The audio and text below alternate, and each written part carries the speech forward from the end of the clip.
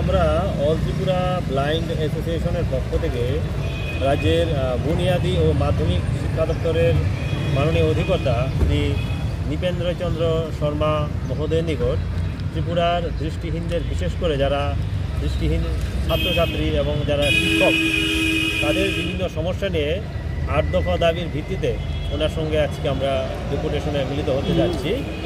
দাবিগুলি হলো দৃষ্টিহীন বিদ্যালয়গুলিতে পর্যাপ্ত পরিমাণে শিক্ষক প্রদান করা। যদিও এই বিদ্যালয়গুলি সমাজ কল্যাণ দপ্তর পরিচালনা করছে, তারপরেও শিক্ষকতার যে নিয়োগ বা প্রদানের যে বিষয়টা, এটা সবসময় বিদ্যালয় শিক্ষা দপ্তর করে থাকে। দীর্ঘদিন ধরে এই বিদ্যালয়গুলি শিক্ষক স্বল্পতায় ভুগছেন, বিশেষ করে মেয়েদের যে বিদ্যালয়, এই স্কুলটা শিক্ষক স্বল্পতা চূড়ান্ত। তো আমরা আজকে ওনাকে বলবো অতি দ্রুত যেন ডেপুটেশনে কয়েকজন শিক্ষক এই বিদ্যালয়গুলিতে পাঠান, স্নাতক এবং স্নাতকোত্তর শিক্ষক। 2 নম্বর, যারা দৃষ্টিহীন ছাত্রছাত্রী রয়েছেন তাদের জন্য সিলেবাস অনুযায়ী ব্রেইল বইয়ের ব্যবস্থা করা। 3 নম্বর হচ্ছে, যারা দৃষ্টিহীন শিক্ষক রয়েছেন বিভিন্ন বিদ্যালয়ে কর্মরত, তারা যাতে ভালোভাবে ছাত্রছাত্রীদের ক্লাসে পাঠদান করাতে পারেন, তার জন্য সিলেবাস অনুযায়ী তাদের জন্য ব্রেইল বইয়ের ব্যবস্থা করতে হবে।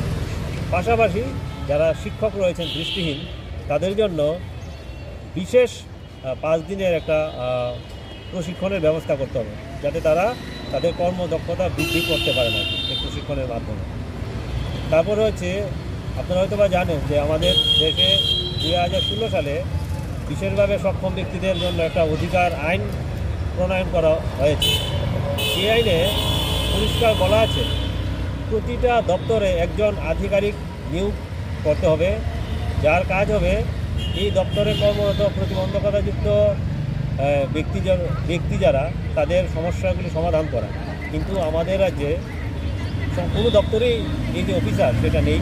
আমরা আজকে মাননীয় অধিকর্তাকে বলবো বুনিয়াদী এবং মাধ্যমিক শিক্ষা দপ্তরে অবিলম্বে যেন একজন বিশেষ দায়িত্বপ্রাপ্ত আধিকারিক নিয়োগ করেন, যিনি প্রতিবন্ধকতাযুক্ত ব্যক্তিদের বিষয়গুলি দেখাশোনা করবেন।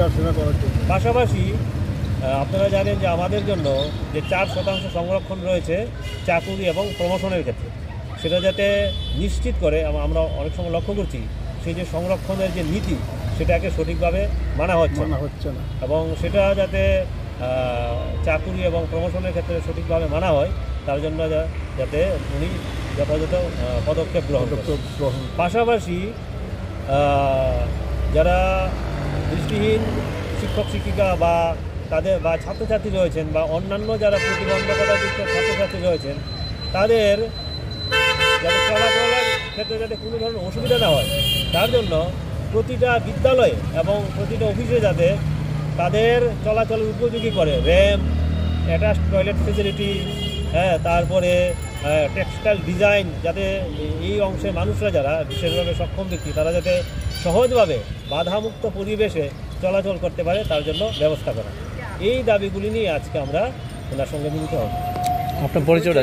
আমি মিঠুন সাহা, সাধারণ সম্পাদক অল ত্রিপুরা ব্লাইন্ড অ্যাসোসিয়েশন।